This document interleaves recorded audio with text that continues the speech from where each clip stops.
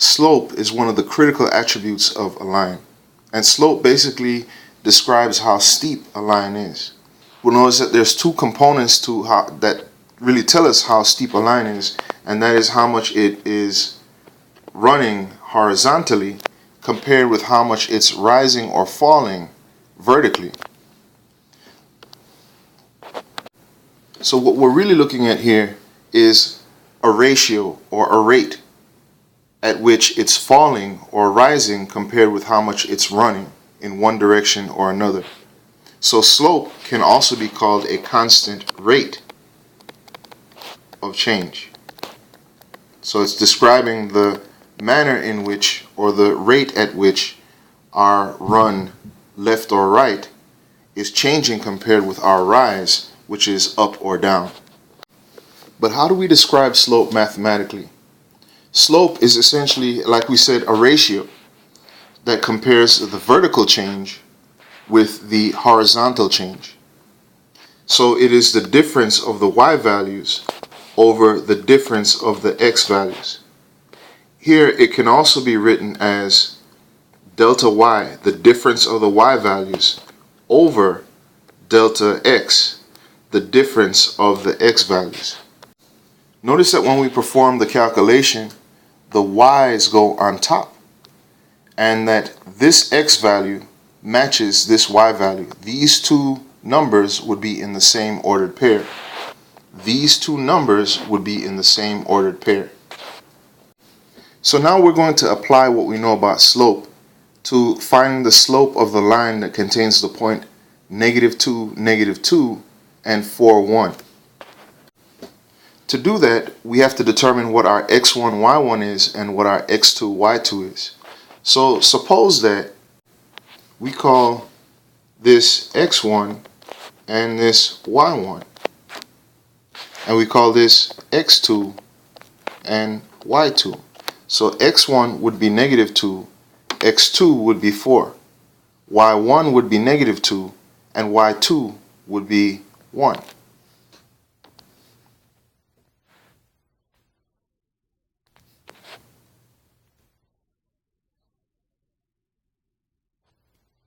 When we substitute, we would end up with the slope is equal to 1 minus -1 over 4 minus -2. After we perform our operations, 1 minus a -2, if we remember, the negatives combine together to make addition. So it's really, or rather the negative combines with subtraction to make addition. So we could do it the long way, but we recognize that that's a much shorter way to accomplish the same thing.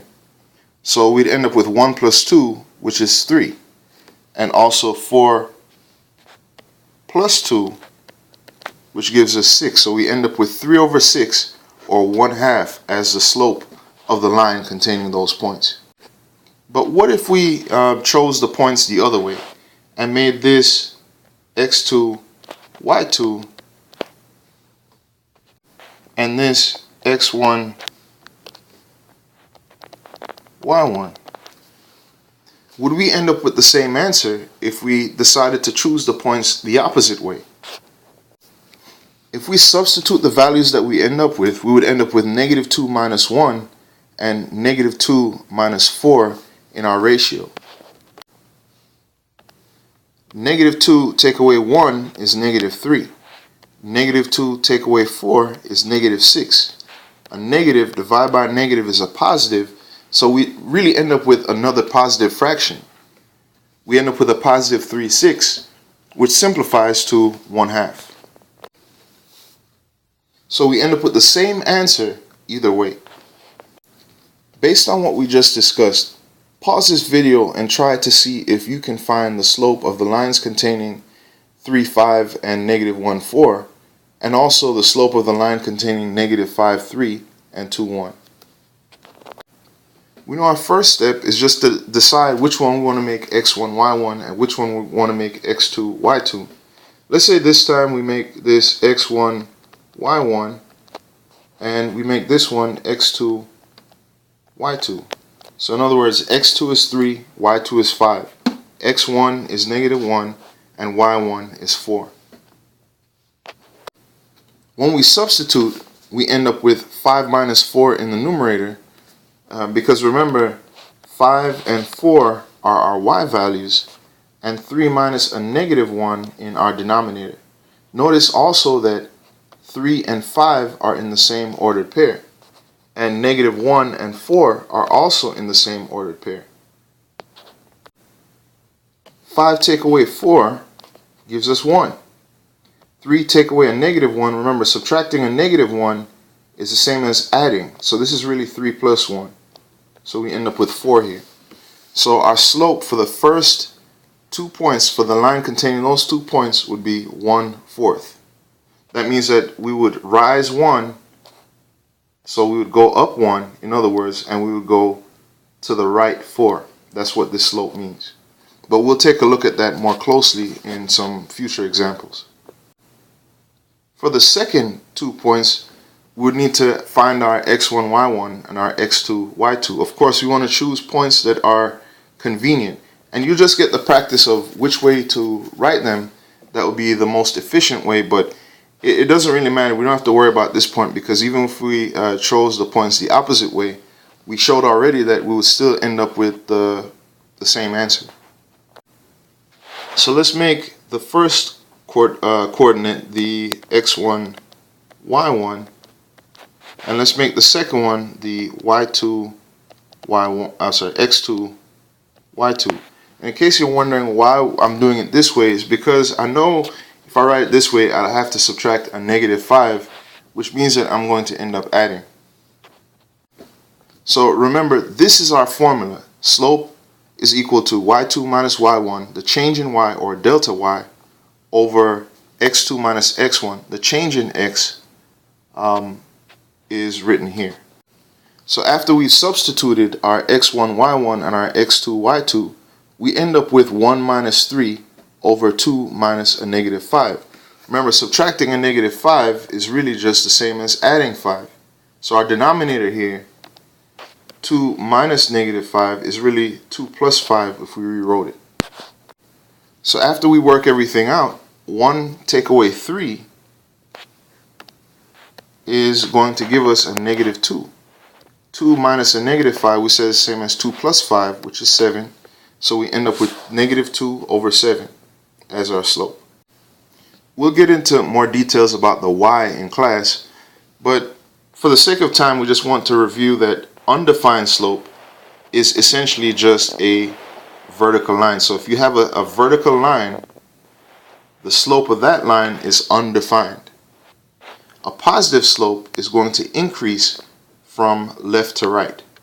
So left to right is going up, that's a positive slope. Zero slope is basically it's doing nothing. If you think about it, zero slope would be like somebody lying down, they're doing nothing. Negative slope, on the other hand, notice this line is going down. So left to right is going down. So that's what makes it a negative slope. So the examples we just looked at, we determined the slope from 2 ordered pairs. We could do the same here. We could identify what the ordered pairs are, but we could also determine from the graph itself what the slope is.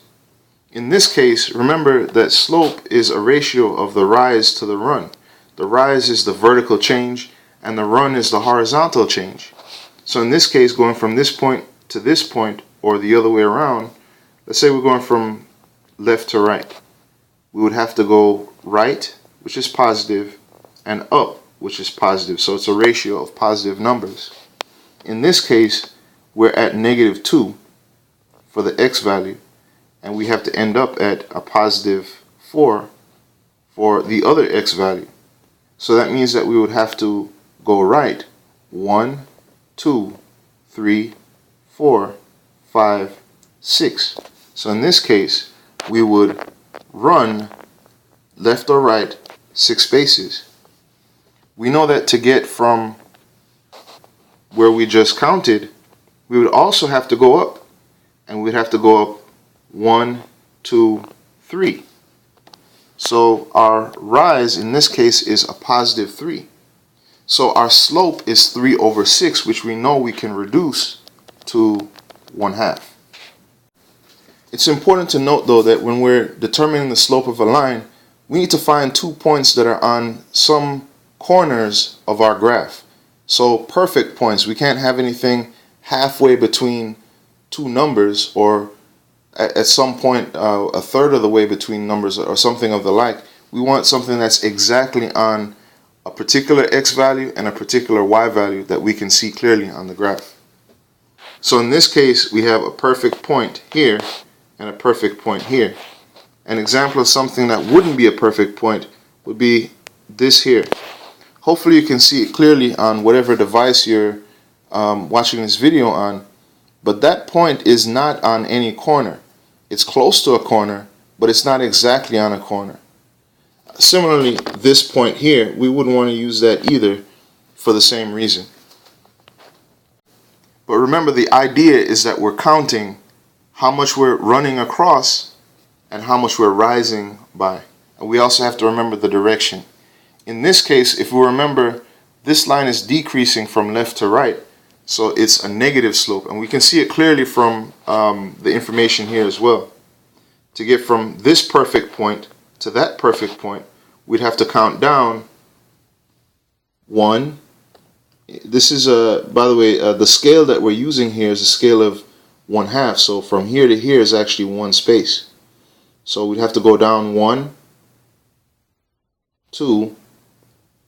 So our rise in this case would be a -2. We would have to run horizontally one space. So we would go right one space, meaning that we would have a -2/1, which in turn would be -2. Our slope here is -2. You may pause this video at any time to try this yourself. In fact, I'd recommend that you try and see if you can come up with the answer to this on your own. First, we would need to identify our perfect points. Notice that we can identify clearly the x and y value at that point. It would be 0, 5. Also, at this point, it would be -3, 1. So to determine the slope from the graph, we need to count left or right and also up or down. So notice overall that it's increasing, going from left to right. So this line is going to end up having a positive slope, but we'll see that from how we count the points also. Getting from here to here, we would have to go right 1, 2, 3. This time we're using a scale of 1. We're counting each line on the graph as one space. So one interval. So 1, 2, 3, we went to the right 3. And remember, that is going to be our denominator. Our horizontal direction is our denominator. We also, from that point, so we went 1, 2, 3, then we need to go up. We went up 1, 2, 3, 4. So the vertical change is 4. So our slope is 4/3. There's no need to change this to an improper fraction. To a mixed number. Leaving it as 4/3 is sufficient. Were we to do the second one, we need to do the same thing. Identify 2 perfect points. And we want to try and get as close as we can to perfect points. In some cases, it's very difficult to determine, but it looks like there's one here and one here. We notice that the overall quality of the line going from left to right, this line is decreasing. So what kind of slope would you expect? Well, it would have to be a negative slope. So we see that clearly as well, counting from this point to this point. So we would have to go to the left 1, 2, 3, 4 spaces. So that's going to be a -4 since we went left. Also, once we went 4 left, we would also have to go up 1, 2, 3, 4, 5. So we end up with +5 divided by -4, which is basically like saying the whole thing is negative because a positive divided by a negative is going to give us a negative answer. Try this yourself. Pause it and determine the slope of the given lines. If we remember the information that was shown before, a vertical line would be an undefined slope. So this vertical line here, the slope of this line is undefined. Were we to determine it by counting left or right, we're not counting left or right. There's zero movement going left or right. So we end up with 0 as our horizontal change, and the vertical change is going to vary depending on the numbers that we choose. But the fact that we have 0 in the denominator of any fraction is undefined. When we have a horizontal line, it's a 0 slope. So this horizontal line has a 0 slope. Were we to determine what's going on here, our x values would vary, but it doesn't matter what we choose for y, the difference of any y's would be 0. So we would end up with 0 in the numerator this time and something in the denominator for y. Let's say that for x rather, let's say we end up with 5 in the denominator. 0 divided by 5 is 0. Similarly, if we end up with any other number in the denominator, it would still end up being 0 for the whole fraction. So slope of 0 is going to be a horizontal or a left or right line, or rather left to right line. So it's going to be a straight line. It's not changing vertically. It's just going to go through a particular y value. We may also be asked to apply what we know about slope. So if we're asked to draw a line through the point 2, 0 that has a slope of 3, well, let's start with the fact that we know that the point is 2, 0. So x is 2 and y is 0. So x is 2 here, y is 0 means that we're not going to go up or down, that we need to put our point here. So 2, 0 would go here. We need to draw a line that has a slope of 3. So 3 may be thought of as a positive 3 divided by a positive 1, or 3 may also be thought of as a negative 3 divided by a negative 1.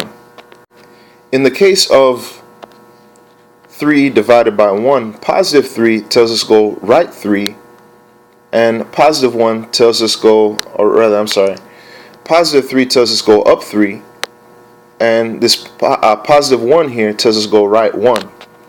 So we would have to go to the right 1 and up 1, 2, 3, and that's where our next point would go. We could continue in the same way to determine where our next point should be. So from this point, we can go again to the right 1 and up 1, 2, 3. Regarding the other way we may interpret negative 3 over negative 1, we may go down 3 and to the left 1. So from this point, notice that it gets us to a point on that line, because if we go down 3 and to the left 1, we end up at a point we already have. Down 3 and to the left 1, we end up with a point that we already have. So we can get the other points by doing the same thing. So we can go down 3, so 1, 2, 3, and to the right 1, this is where our next point should go. From that same point, we can go down 3, so 1, 2, 3, and to the right 1, and we end up here. And since we know it's a line, let's just go ahead and actually draw the line. So this is a line that we would end up with. I've drawn arrows on the ends, this end and this end, to indicate that if we had more room, that our line would continue going in both directions. Here's another application problem. There are actually multiple ways that we can answer this, but let's say that we tried the algebraic approach first before we graphed it. So we're going to try this one way. They're saying that you have the point 4, 2, and also another point where you don't know the x value, but you know the y value is 6. So let's say that we decided to make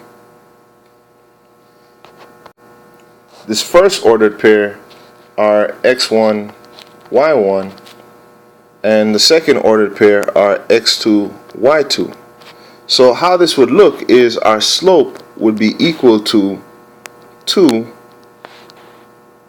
take away 6 in the numerator. Notice that the 2 corresponds to 4. So right below the 2 we're going to put a 4. This 6 corresponds or matches with this x here. So we're going to put an x underneath this, and of course we know we're subtracting.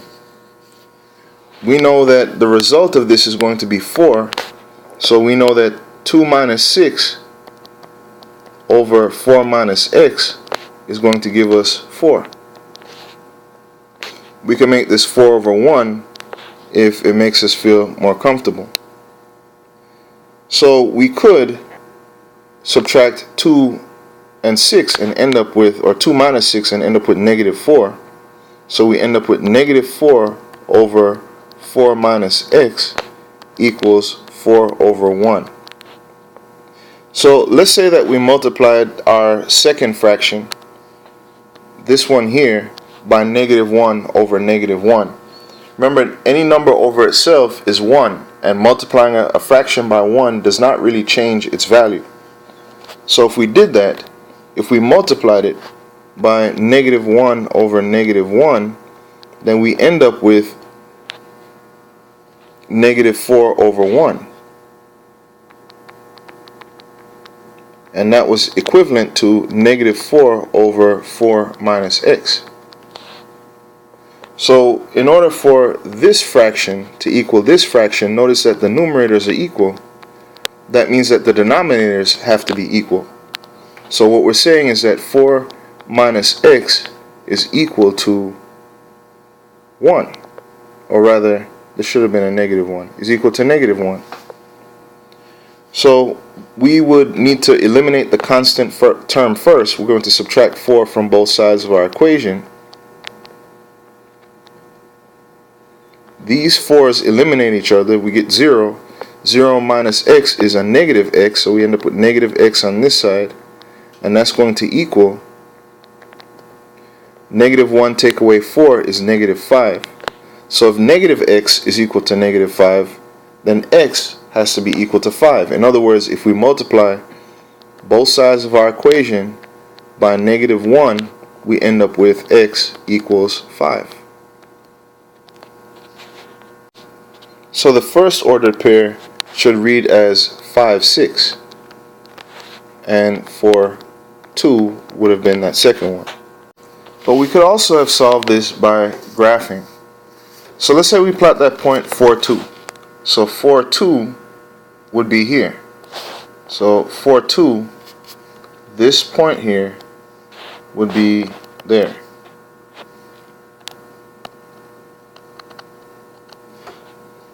So we could determine where our next point would go, but we notice that we're going from a y value of 2, so a y value of 2, to a y value of 6. We know that the slope is 4. A slope of 4 is the same as 4 over 1. A slope of 4 means that we would have to go up 4 and to the right 1, or it would mean that we would have to go down 4 and to the left 1. So because we're going up, we have to go with this one. So we go up 4, or rather to the right 1 and up 4. So to the right 1 puts us at 5 for the x value, and up 4, 1, 2, 3, 4, that's our point, 5, 6.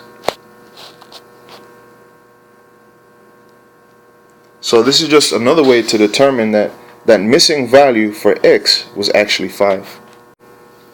There are actually 3 ways to express a line. One is slope-intercept form, which we're about to discuss. Then there's a standard form for the equation of a line, and also point slope. We're going to take some time to look at each of these and exactly how we can apply this information.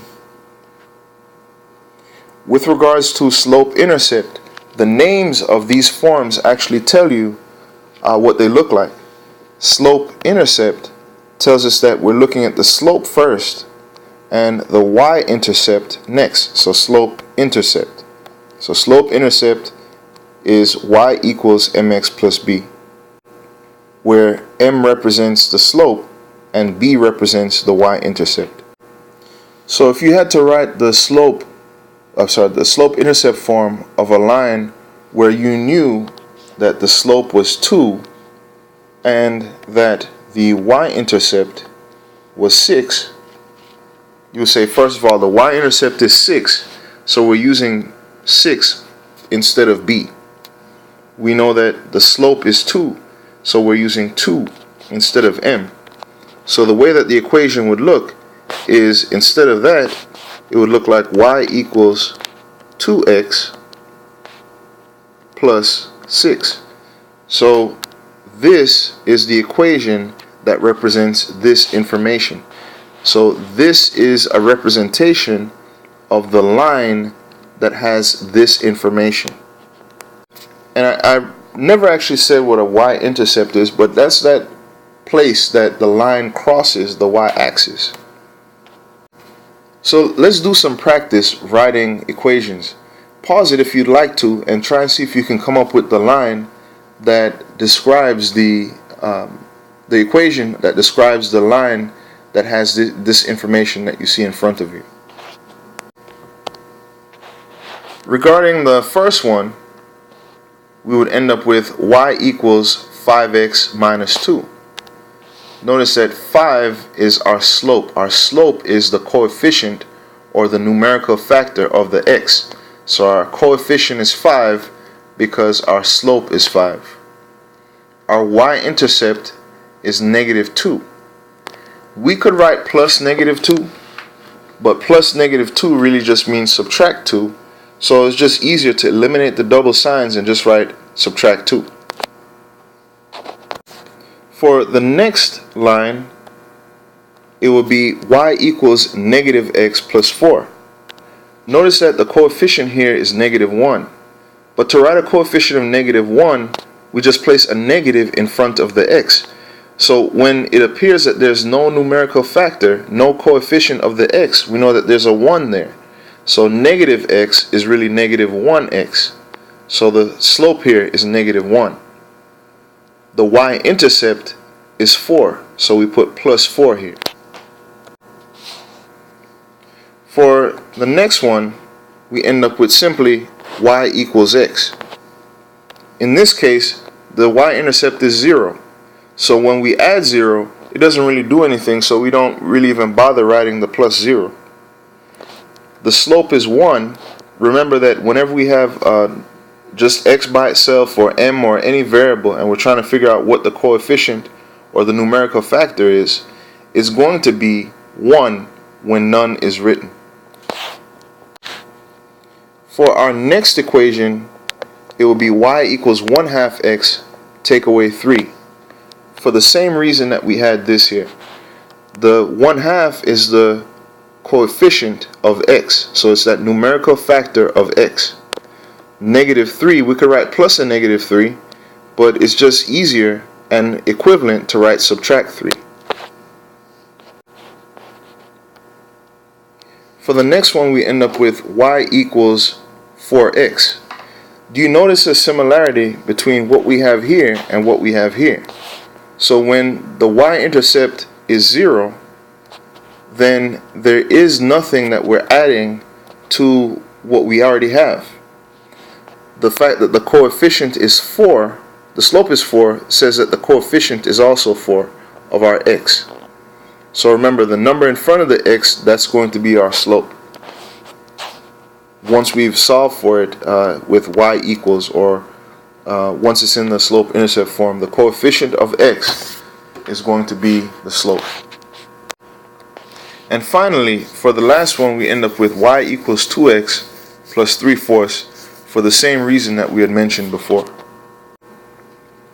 So we want to, in answering this question about writing the equation of the line in slope-intercept form, where the slope is 3 and the line goes to the point 2, 1, there are multiple ways to do this, but we're going to approach this from the standpoint of using slope-intercept and interpreting it appropriately.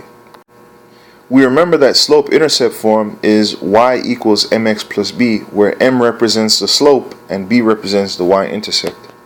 In this case, our slope is 3 and our point is going to be 2, 1.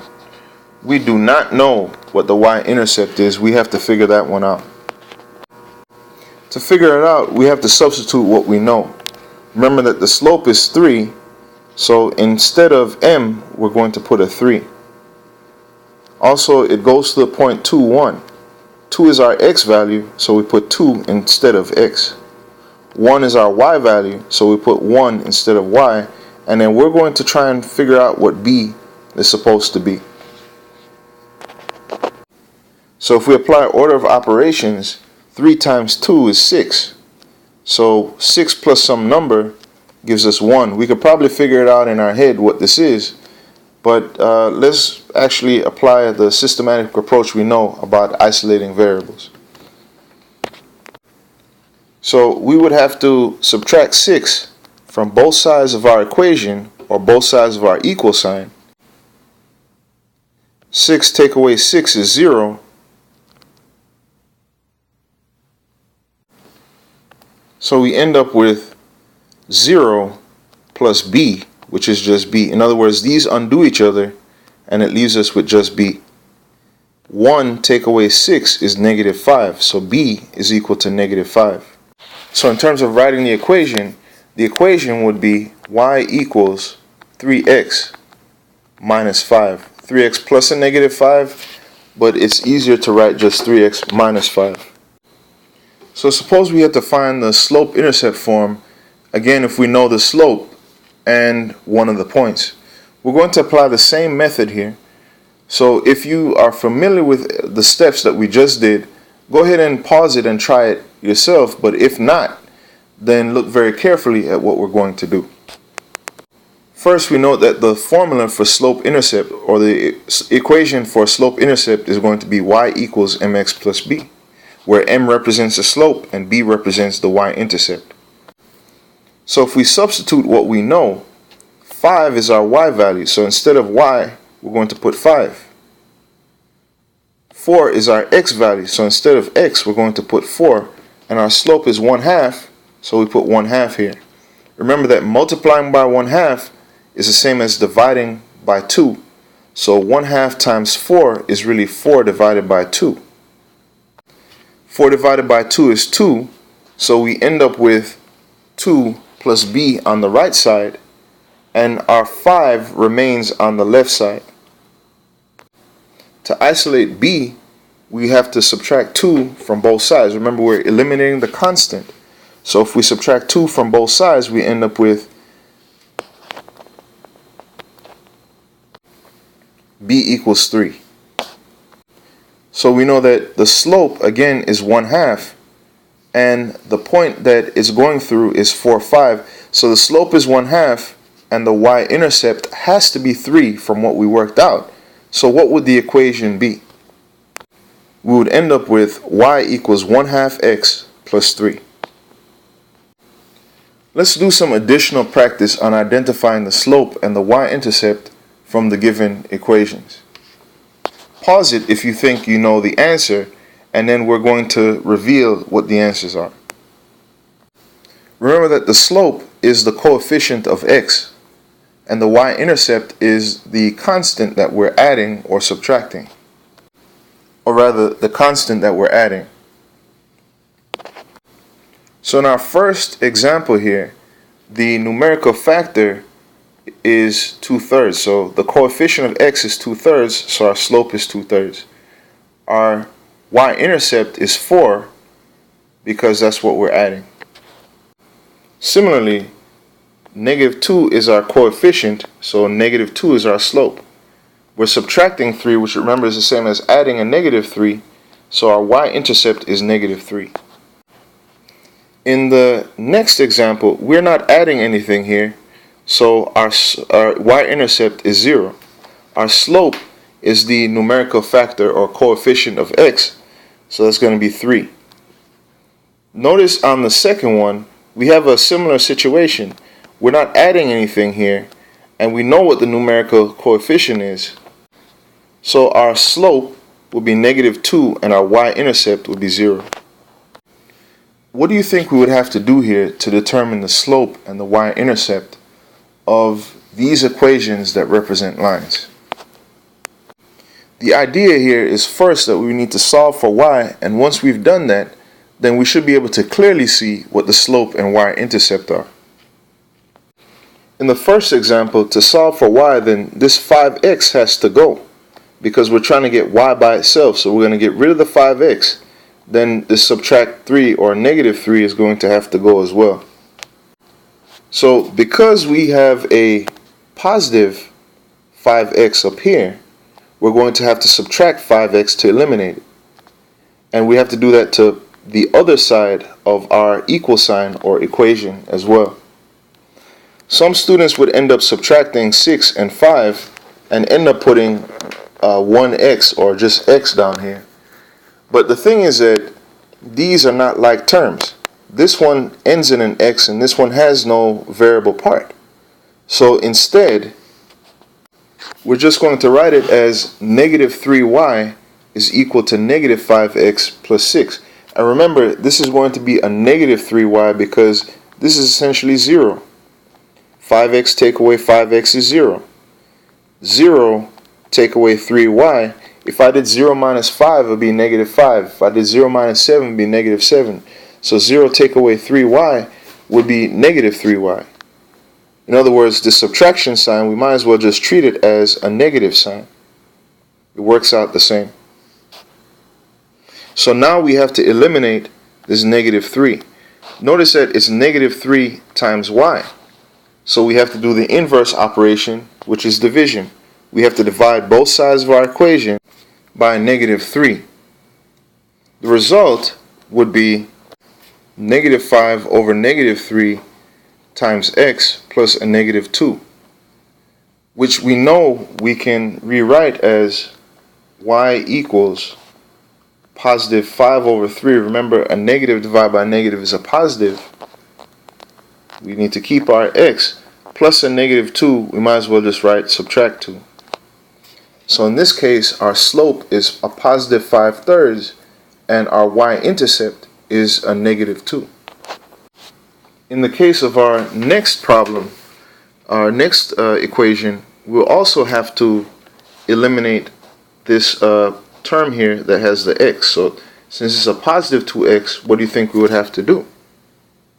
We would have to subtract 2x from this side of our equation, and also from this side of our equation.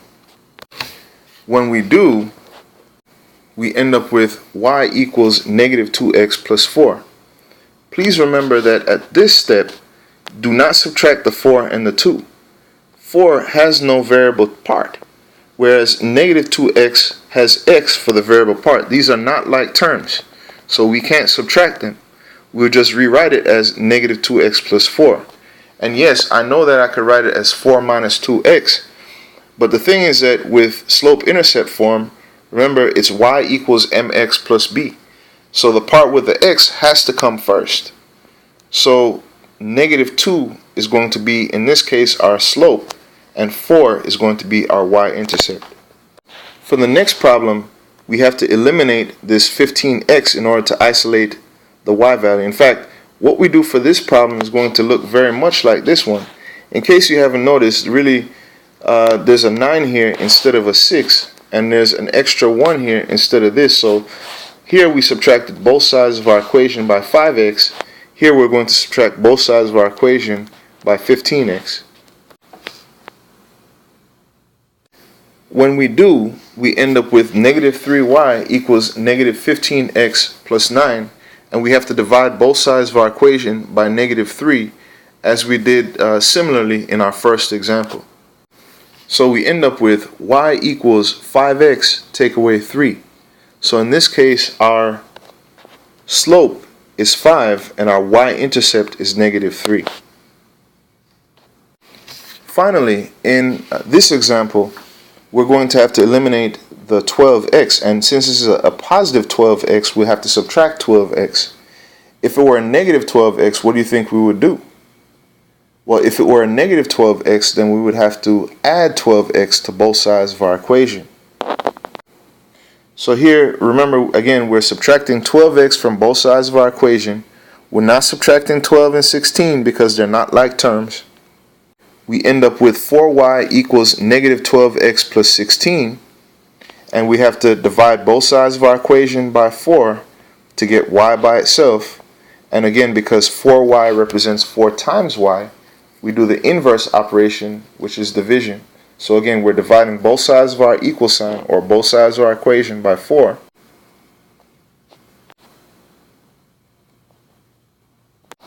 And we end up with y equals negative 3x plus 4. And I know some people are probably wondering where we're getting these answers from. But on this side it's clear. 4 divided by 4 is 1. So we end up with 1 times y, or 1y, which is just y. Negative 12 divided by a positive 4 is a negative 3. So we end up with negative 3x. 16 divided by 4 is 4. Remember that basically we're just using multiplying. When we're dividing by 4, it's like multiplying by 1/4. So if we multiply this side by 1/4, we end up with y. If we multiply this whole side here by 1/4, we have to apply the distributive property, which says that our 1/4 is going to affect both the 12x and the 16. So for that reason, we end up with negative 3x plus 4. Aside from slope-intercept form, remember we also have point-slope form. Remember that the name of each of these forms tells us about how the equations are going to look. So point-slope form is going to have 1 point, information for 1 point, and also the slope for you to be able to use it correctly. But what is point-slope form and where does it come from? Well, if we start with something that we know, which is the slope, we can actually derive the point-slope form for a line. We know every line has a slope, and so that slope formula is going to apply to every single line. So we know this formula, slope is equal to y2 minus y1 over x2 minus x1, applies to every single line. If we were to perform algebraic manipulation, let's say to isolate just the y's, we would want to eliminate this division by this whole denominator here. So the inverse of division is multiplication. So what we could do is to multiply both sides of our equation by the denominator, which is x2 minus x1. Remember what happens when we're dividing by a particular value and we multiply by that same value. Because these are inverse operations, they undo each other. So this is gone and so is this. So on this side, we expect to just be left with y2 minus y1. On this side, we're just going to leave that alone for a minute. So we end up with m times, or using the commutative property, we can rewrite it with the m in front. M times the quantity of x2 minus x1 is equal to y2 minus y1. So again, remember, just like how 3 times 5 is equal to 5 times 3, we can switch these around and end up with something equivalent. So we really haven't changed anything between this part and this part. We're just switching it around. Remember also that these are going to eliminate each other because they're inverse operations. They're involved in inverse operations of each other. And so we end up with that form, which, going from what we have written here to what we have written here, we can apply a property which essentially says that the equal sign is symmetric. So a symmetric property of equality, which says that if I know 3 is equal to 3, then I can switch them around and it's still the same thing. In other words, 2 times 3 has the same value of 6, but that's just like saying 6 has the same value as 2 times 3. We haven't changed anything. We can interchange one side of an equal sign with one side of an equal sign, and it means exactly the same thing. So we can exchange this side over here and this side over here, and it's going to mean the same thing. Between this step and the last one, we're just saying this is for two specific points, for x2, y2 and x1, y1, but we're saying in general, instead of saying x2, y2, what if we just said x and y? We're just saying that this relationship holds for any combination of points on any line. So this that we have written in red is our point slope form. Notice that we have, in order to use this formula, we need the slope and we need 1 point. So our x1, y1 would be that point. So suppose that we were asked to write the equation of a line that passes through 4, 5 and has a slope of 3. Notice that point slope requires the information for 1 point, which we have here, and the slope, which we have here. This is the formula. This is the equation. We always want to write equations down before we use them, or formulas down before we use them. So y minus y1 equals m times the quantity of x minus x1. We say the quantity whenever we're talking about something that's grouped, like we have here. When we substitute our values, we end up with y minus 5 equals 3 times the quantity of x minus 4. Again, 3 is the slope, 5 is the y value, so that's our y1, 4 is our x value, so that's our x1, and so we substitute it, and this is, believe it or not, enough for the equation of a line. If we wanted to, we could perform the additional steps of doing the distributive property here and adding 5 to both sides of our equation to get it to be y equals mx plus b, or to change it to slope-intercept form. But this is sufficient as an answer for the equation of a line. But if we did wanted to see what I just described a little bit more carefully, here's what it would look like. First, apply the distributive property. 3 times x is 3x. 3 times subtract 4, remember we pretend like it's a negative even though we know it's subtraction. 3 times a negative 4 is a negative 12, so we write subtract 12. To isolate the y, we have to eliminate the constant. The constant here is a negative 5. We need to add 5 to eliminate it, and we do that to the other side of our equation as well, to the like term. So negative 12 plus 5 is going to be negative 7, and so we end up with the following equation. Y equals 3x minus 7. Notice that this equation that we have here is going to give us the same set of points as this one. So this equation is this equation. It's kind of like Clark Kent and Superman. So Clark Kent and Superman, underneath they're exactly the same, but just on as a surface appearance they appear to be slightly different. So let's apply what we just discussed. To write the equation of the first line, so negative 2, 1 is 1 point on the line and 4, 2 is a point on the other, it might be worthwhile for us to find the slope first. So remember that the slope formula is m equals y2 minus y1 over x2 minus x1. So if we make this point here x2, y2, and we make the other point x1, y1, when we substitute it, we would get that we would have to do 2 minus 1 in the numerator and 4 minus a negative 2 in the denominator. This would result in a slope of 1/6. So if we wanted to, we know at this point the slope is 1/6, And we could use one of these points, it doesn't matter which one, to write the equation of the line using point slope.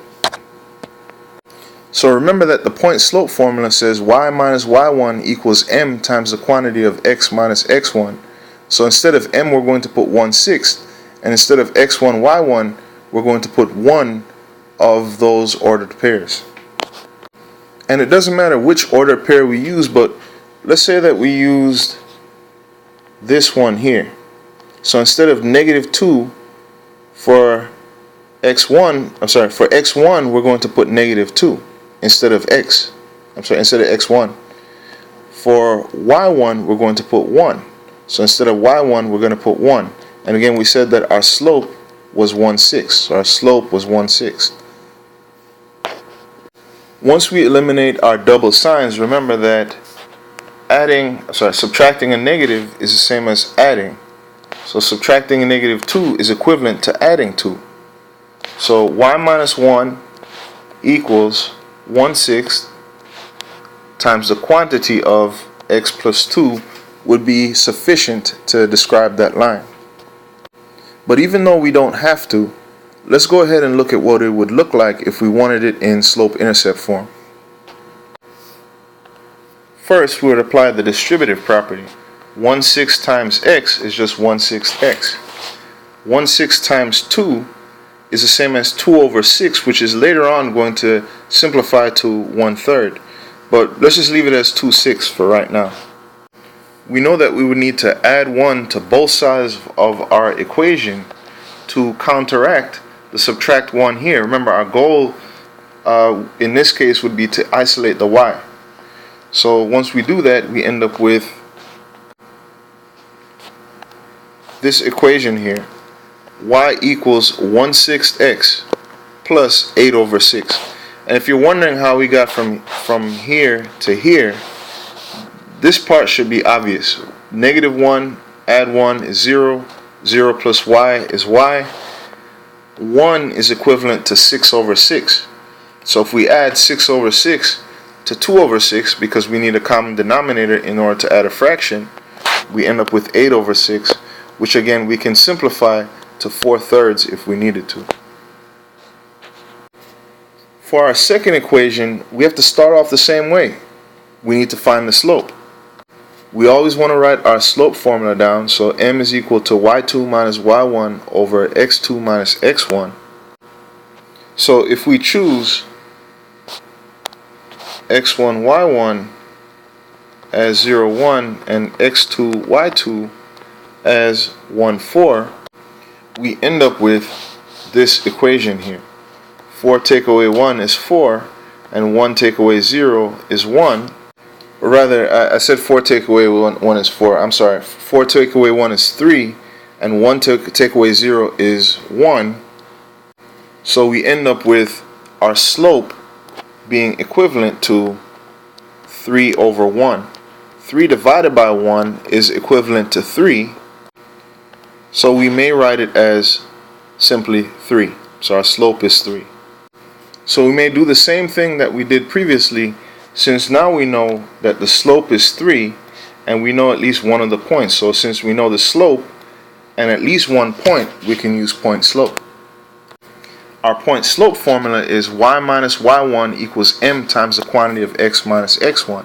So if we choose as our x1 and y1 0 and 1, we end up with the equation y minus 1 equals 3 times the quantity of x minus 0. So remember, our slope is 3. So our slope is 3. And our x1 value is 0.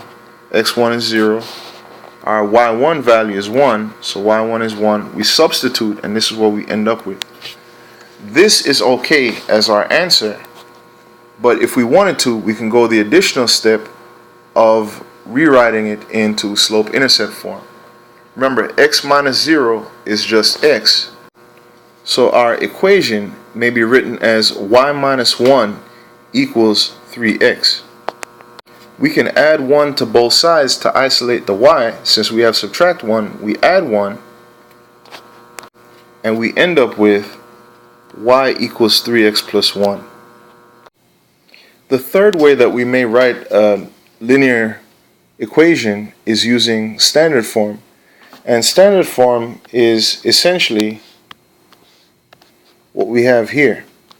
So we need x along with some coefficient, which could be 1 or -1, and y along with some coefficient, which could be 1 or -1, which of course means that this addition may very well be written as subtraction, and this constant term over here, some number by itself on this side. So that's what standard form would look like. What we have here is not standard form, but it may be rewritten in standard form. So if we have y equals 2x plus 1, standard form, the 2x would have to go on the other side, so it needs to go from this side, so we subtract 2x here, which means we also have to subtract 2x on the other side of our equation, and we would end up with negative 2x plus y equals 1. So this would be standard form. See if you could rewrite any of these in standard form. Pause it and try it yourself first. So the x and the y need to be on the same side. What if we tried to eliminate the y from the side that it's on? Because it's a positive 3/4 y, what would we have to do? Well, we would have to subtract 3/4 y from both sides. When we do that, now the 3/4 y is gone from that side, and it leaves us with just subtract 2 or -2. This 6 has to go. So because it's plus 6, we have to subtract 6 from both sides of our equation. When we do, we end up with this equation here. 1/2 x take away 3/4 y equals -8. So this is in standard form. For our second equation, we need to get the 2/3 x on the other side. So because it's a positive 2/3 x, what do you think we would have to do? We would have to subtract 2/3 x from both sides of our equation. And when we do, we end up with the equation negative 2/3 x plus y equals 1. What if we were asked to write the standard form of an equation for a line, standard form for the equation of a line, given that we know one point on that line is 8,3 and the slope is 1/2. Notice here we're given 1 point and the slope. So a good place to start would be using the point slope form for a line, and then we can convert it to standard form. So remember, this is the equation for point slope. Y minus y1 equals m times the quantity of x minus x1. Once we substitute the values that we know, we end up with the equation y minus 3 equals 1/2 times the quantity of x minus 8. If you're wondering how we got this, you might want to go back a bit to our discussion of point slope to see how it relates to what we're doing right now. After applying the distributive property, in other words 1/2 times x and 1/2 times subtract 8, we end up with 1/2 x take away 4. Remember, multiplying by 1/2 is the same as dividing by 2. So our denominator here tells us what we're dividing by. Our numerator tells us what we're multiplying by. So you multiply by 1/2 is the same as multiplying by 1, which does nothing, and dividing by 2. So multiplying by 1/2 is equivalent to just dividing by 2. So we end up with this equation that, remember, we want to change to standard form. So the x's and the y's have to be on the same side. So why don't we try and get the 1/2 x to the other side of the equation by subtracting both sides of our equation by 1/2 x. The result would be this equation that we have down here. But remember that this subtract 3 is in the wrong place. So we would have to add 3 to both sides of our equation to make things correct, to be standard form. And were we to do that, we would end up with the equation negative 1/2 x plus y equals negative 1. Finding x and y intercepts are also important, especially considering that when we have an equation in standard form, ideally we want to find the x and the y intercept and use those to graph the line of that equation, the line that describes that equation. Remember that the y-intercept is the point at which our line here is going to cross the y-axis. So this is our y-intercept. Notice that the x value here is 0 and the y value is negative 6. So the y-intercept has coordinates 0, negative 6. As well, the x-intercept is going to be where our line crosses the x-axis. So this is our x-intercept. The coordinates of this point, notice that it has an x value of 2 and it has a y value of 0. So the x-intercept is 2, 0. In general, for the x-intercept, our y value will be 0. And for our y-intercept, our x value would be 0. So let's apply what we just said. So remember we said that for the x-intercept, the y value would be 0, and for the y-intercept, x would be 0. So let's say we want to find the y-intercept first. Then we will make our x value 0, and so 0 take away 2y will be negative 2y. So to find our y-intercept, we would basically end up with negative 2y equals 12. So we end up with negative 2y equals 12, and we want to isolate the y. So we would divide both sides of our equation by negative 2, and we would end up with y equals a negative 6. So now let's find the x-intercept. So for the x-intercept, what do we want to make y? Well, y has to be set equal to 0. And when we do that, 2 times 0 is 0. So x minus 0, any number minus 0 is that number. So x minus 0 is just x. So we end up with x equals 12. So our x-intercept has an x value of 12, and our y-intercept has a y value of negative 6. But remember, these are actual coordinates. So our x value should be 12, 0. And our y-intercept would be 0, negative 6. And this is what its graph would look like. If you notice that the graph is a bit small, so I had to improvise a bit. Hopefully we make different choices in terms of our scale. I could have chosen or used a scale of 2 so that everything would fit on the graph. But this is what our graph would look like. So again, what you need to do is to plot the y-intercept and the x-intercept and connect them, and then that would be the line. So this is the most effective way to graph a line that's in standard form. Find the intercepts, plot the points, and connect them. Let's do some more practice finding the x and y intercepts of the following equations written in standard form. Remember that for the x-intercept, what do we set y equal to? Well, y has to be equal to 0 when we're trying to find the x-intercept. When we're trying to find the y-intercept, we have to set x equals 0. So let's say that we're trying to find the x-intercept on this equation here. We set y equals 0, so 5 times 0 equals 0. So we're just left with negative 3x. So negative 3x equals 15. And because we are multiplying negative 3 and x, to undo that, to isolate the x, we have to divide both sides of our equation by negative 3. When we do that, we get x equals negative 5. So if x equals negative 5, remember that for our x-intercept, y is equal to 0. So our ordered pair would be negative 5, 0.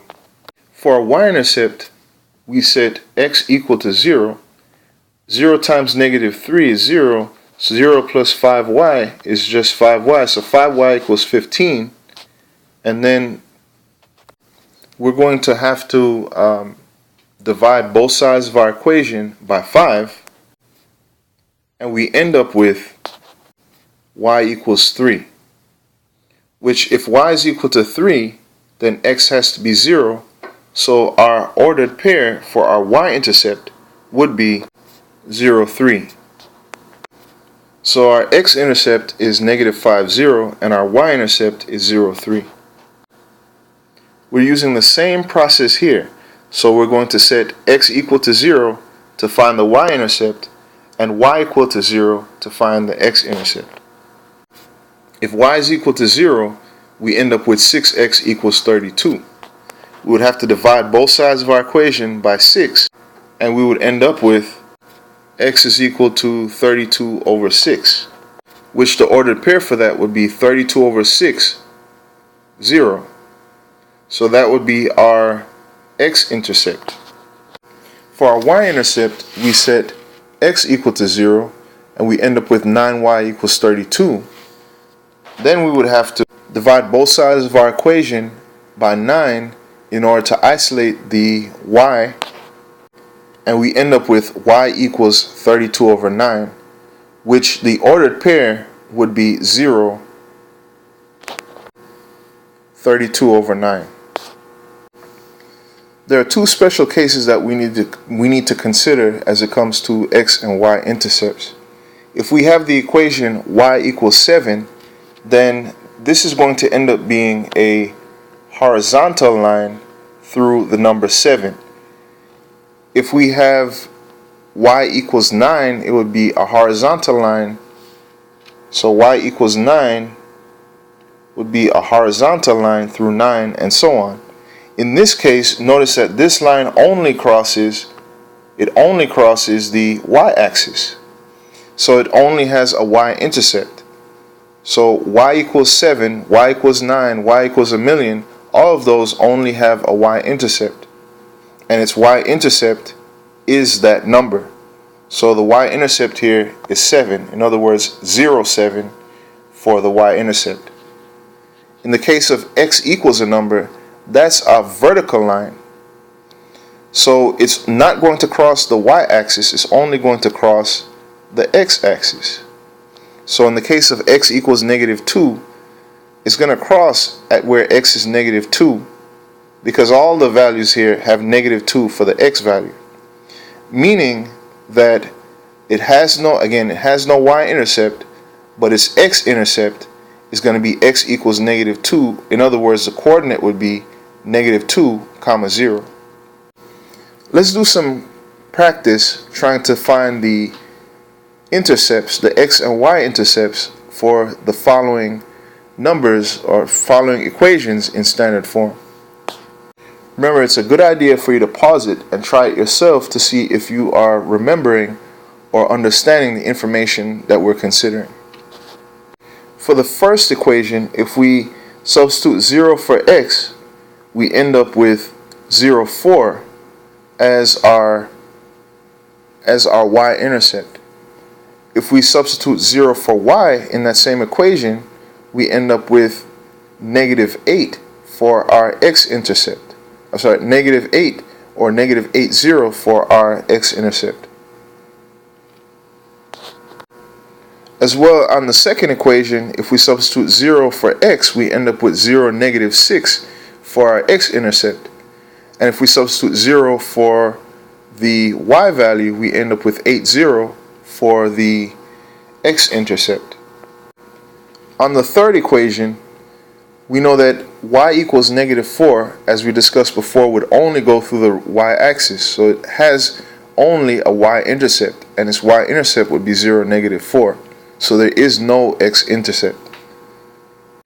Similarly, on this last one, it only crosses the x-axis. It's a vertical line going through where x is 3. So there is no y-intercept, but its x-intercept would be at 3, 0. So we want to remember that there are three methods that we could use at this point to graph a line. We could use a table, so we can create a table, and we're going to do some practice on that in class. Or we can use slope-intercept form, so we know where our line is going to cross the y-axis. We plot that point, and then we use the slope to get the next point, and the next point, and the next point, and so on, until we have a general idea what the line looks like, and we connect it. We could also, if we're given something in standard form, we could also find the x and the y-intercept, and then plot those points and connect them to form our line. What we want to do is make sure that we use the best approach for the problem. So determine what's best for the problem and then use that. Remember that the most fundamental way to graph anything is by creating a table. So we can choose values of x, some positive, some negative, and 0, and then input those into our equation, come back with the y value, and then plot those ordered pairs. Again, we'll do some more practice on this in class, but you want to use what you know. So if it's in standard form, it's a good idea to find the x and the y-intercept if you can, and plot those. And if it's in point slope form, then you can always take the point, plot that, and then use the slope to get to the next point. Again, we'll get some more practice on this in class if you're having some difficulty with it. As well, just make sure that we're using the most appropriate form for the information that we're given. So let's do some practice. Here we have an equation that is written in what form? What form is this? So this form is slope-intercept form. Remember, slope-intercept form is y equals mx plus b. We know that the slope here is the coefficient of x is 1/3, negative 1/3, and the y-intercept is 2. So the coordinates of the y-intercept would be 0, 2. So if we plot that, 0, 2 would be here. Because the slope is negative 1/3, we can go down 1 and to the right 3. So down 1 and to the right 3 puts us here. If we do it again, down 1 and to the right 3 would put us here. The slope may be interpreted the other way as well, as up 1 and to the left 3. So if we go up 1 and to the left 3 to maintain the pattern, we end up here. And again, up 1 and to the left 3 puts us here. So now we can connect the points. And this is what we're going to end up with if we do that. Notice I put arrows on the end to indicate that if we had more space for our coordinate plane, that if we had larger numbers, we would end up with a longer graph, that our graph continues forever in both directions.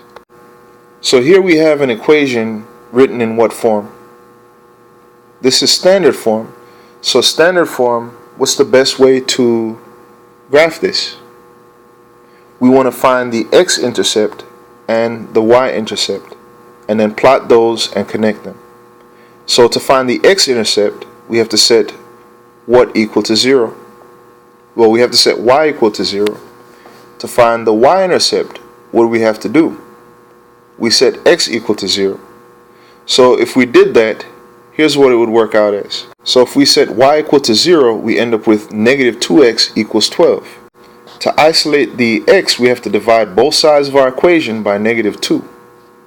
We end up with x equal negative 6. So our x-intercept would be negative 6, 0. If we plot that, it would end up being here, negative 6, 0.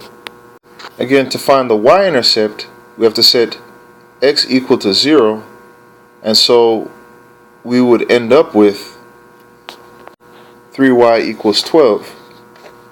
We divide both sides of our equation by 3 to isolate the y, and end up with y equals 4.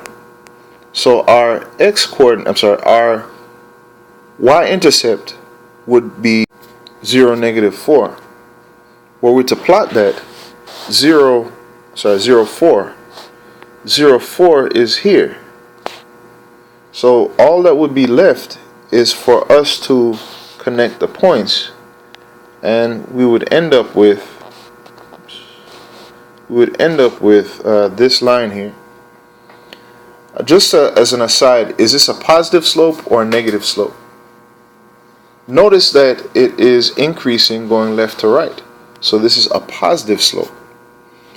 So remember, when it's in standard form, use the intercept. So find the intercept. Set x equal to 0, find the y-intercept. Set y equal to 0 and find the x-intercept.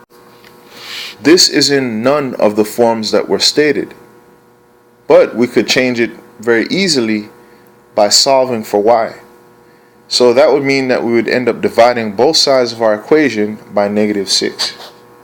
When we do that, we end up with a positive 1/2 x equals y, which, using the symmetric property of equality, may also be written as y equals 1/2 x. This is in slope-intercept form. Here, notice that the slope is 1/2 and the y-intercept is 0. So we can use that to plot our points. So here, the slope is, the y-intercept is 0. So that means that this is going to actually go through the origin. And because the slope is 1/2, we can go up 1 and to the right 2. So up 1 and to the right 2. Up 1 and to the right 2. And we put the points where they belong. So up 1 to the right 2 would be here. We do it again. Up 1 to the right 2 puts us here. Up 1 to the right 2 puts us here. Continuing the pattern the other way, down 1 and to the left 2 puts us here, and so on.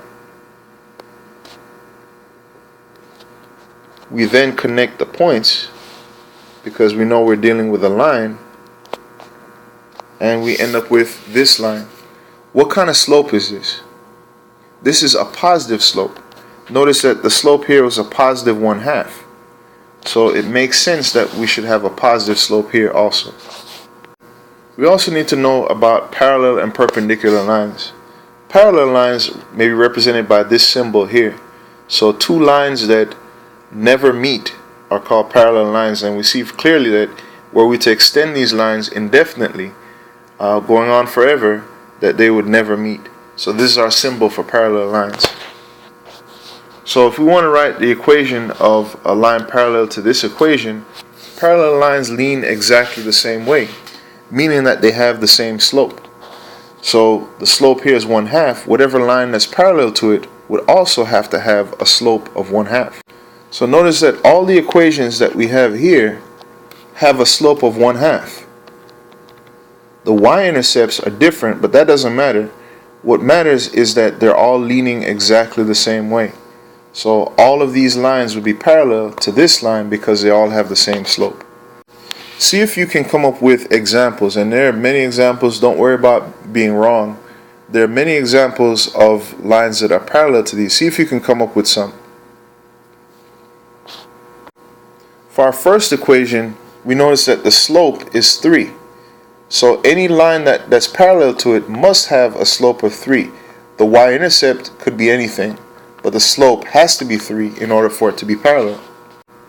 Similarly, for our second equation, we notice that the slope is 6. So our parallel lines also have to have a slope of 6.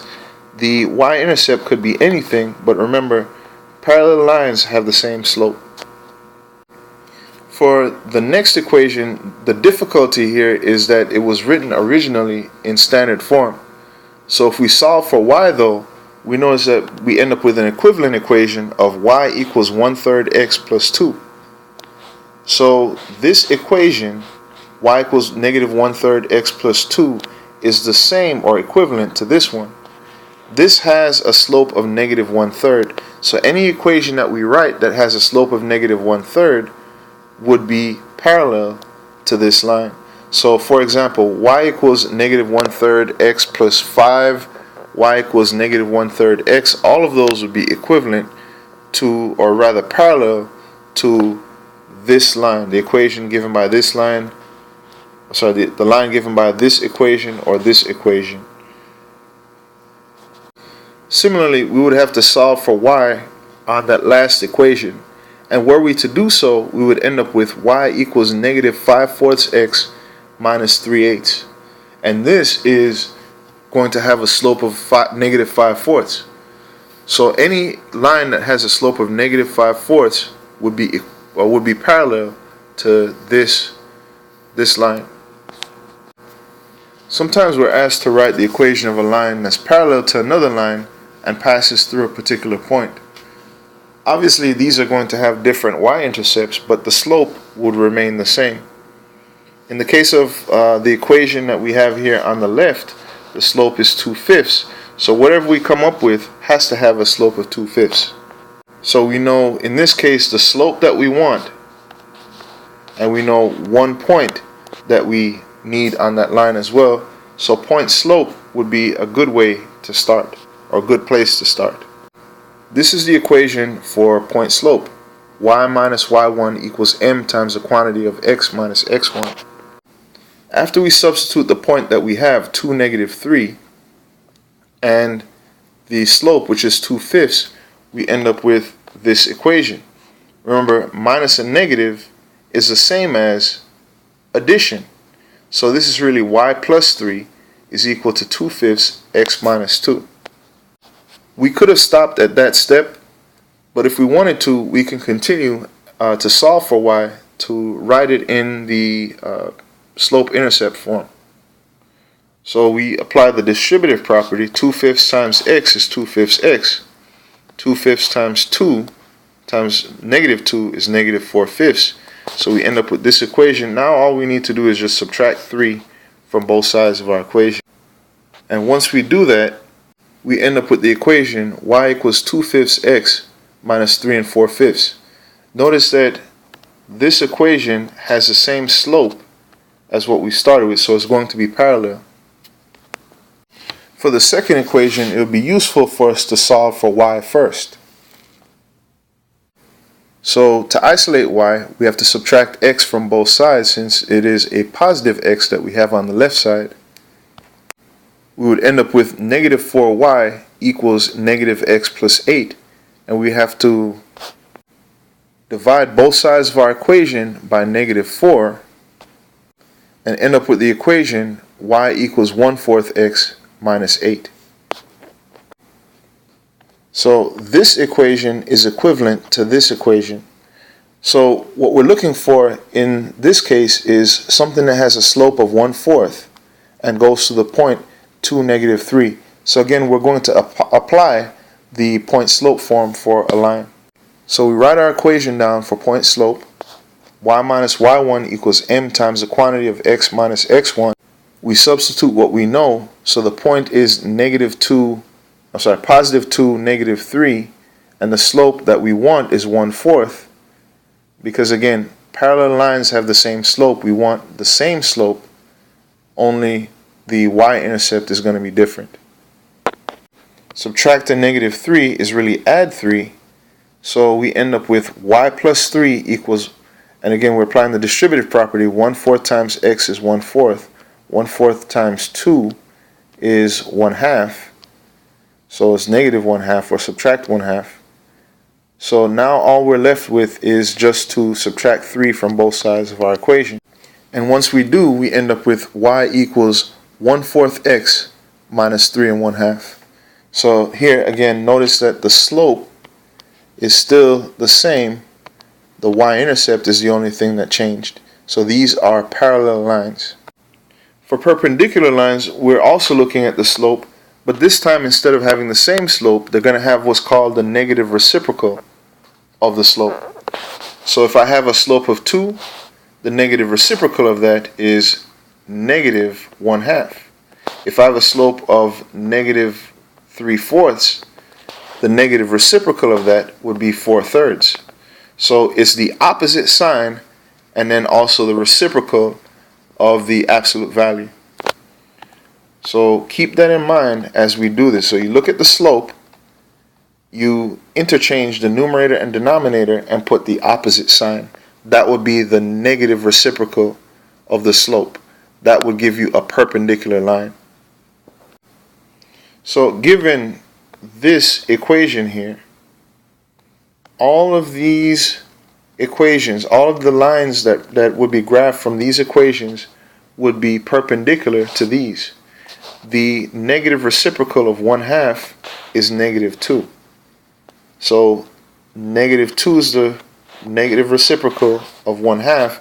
That means that all of these are perpendicular to this line.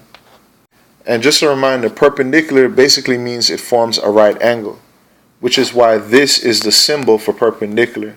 Notice that it forms one right angle here and one here. So it forms a right angle when we make perpendicular lines. So let's do some practice. Pause it and try and see if you can apply what we just discussed. See if you can come up with some lines that will be perpendicular to the equations that we have represented here. Notice that in our first equation, the slope is 2. The negative reciprocal of that is -1/2. So this equation and this equation, since the slope is the negative reciprocal, then it's going to be perpendicular. Both of those equations are going to be perpendicular, or both of the lines represented by those equations are going to form 90-degree angles with this equation here. For our second equation, the slope is 2, so the negative reciprocal of that again is -1/2. So this equation and this equation are just examples of equations that would form a 90-degree angle when graphed with y equals 2x. For our equation on the right here, for this equation, it is not written in slope-intercept form, so it's very difficult to determine, or it's not as easy to determine. There is a way, but it's not as easy to determine the slope. So what we could do is we could rewrite it in a form that makes it easier to recognize. We would subtract 2x from both sides to isolate the y. We end up with y equals -2x plus 2. And notice that the slope here is -2. The negative reciprocal of that is 1/2. Remember, it's the opposite sign and the reciprocal. So given that, then this equation and this equation are both perpendicular to this equation. Similarly, for the last equation, we would need to solve for y. If we did that, we would end up with y equals 7/3 x plus 5/3. The negative reciprocal is the opposite sign. So this is positive, so it's going to be negative. And the reciprocal of 7/3 is 3/7. So this is the negative reciprocal of 7/3, meaning that this line is going to be perpendicular to this line. So try this yourself. Determine if you could find the equation of a line that's perpendicular to each of these that contain the point 1, -4. We know, as before, point slope would be appropriate here, since we know the slope that's needed for it to be perpendicular would be the negative reciprocal of this slope.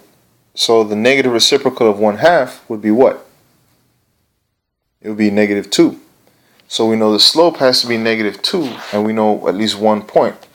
If we substitute that information into the point slope form, then we're going to end up with y minus a -4 equals -2 times the quantity of x minus 1. Remember that minus a negative means the same as addition, so y minus a -4 is just y plus 4. We can apply the distributive property here, although this is sufficient as an equation, but it will be -2x, and a negative times a negative is a positive. We know this is subtraction, and we know we are going to instead write addition down here. Remember, the negative, it's like it performs an opposite. So the opposite of subtraction is addition. So -2 times subtract 1 is plus 2. We may then subtract 4 from both sides of our equation to isolate the y, and end up with the equation y equals -2x take away 2. For the second equation, it would be useful for us to solve for y first. In other words, to put it in slope-intercept form to quickly identify the slope. To do so, we could subtract 2x from both sides of our equation to isolate the y. We would end up with 4y equals negative 2x minus 4. Again, to isolate the y, we would divide both sides of our equation by 4, and we would end up with y equals negative 1/2 x minus 1. So what we need here is the negative reciprocal of negative 1/2, and that's going to be the slope that we need. So we're going to have the slope we need and 1 point, so we should use point slope. What is the negative reciprocal of negative 1/2? Well, it would have to be the opposite of negative, which is positive, and also the reciprocal of 1/2, which is 2. So it's a positive 2. We need a slope of positive 2 and also this point to be on our line. So first, let's write down our slope-intercept form. Y minus y1 equals m times the quantity of x minus x1. We substitute what we know, and remember that subtracting a negative is the same as adding, so y minus negative 4 is really y plus 4. So we have y plus 4, and after applying the distributive property, we end up with 2x minus 2. So y plus 4 equals 2x minus 2, which would be sufficient, but we could continue by subtracting 4 from both sides of our equation, and we would end up with y equals 2x minus 6, satisfying all of those conditions.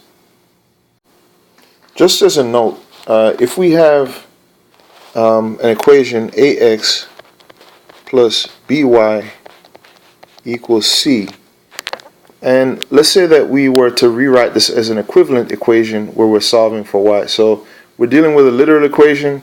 The steps would be the same as what we discussed previously. The term with the x has to go to the other side, so we're going to have to subtract ax from both sides. Remember, our goal here is to write this in slope-intercept form. We're subtracting these two, they're going to eliminate each other, and we're left with by equals negative 8x plus c.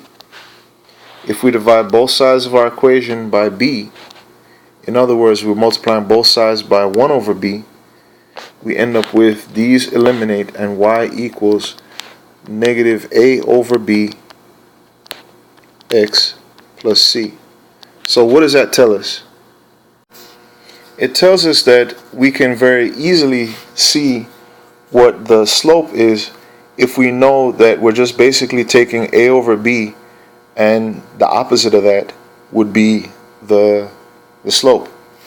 So given, let's say, 3x plus 2y equals 7, then we know the slope is, we would have to take the a divided by the b and then take the opposite of that.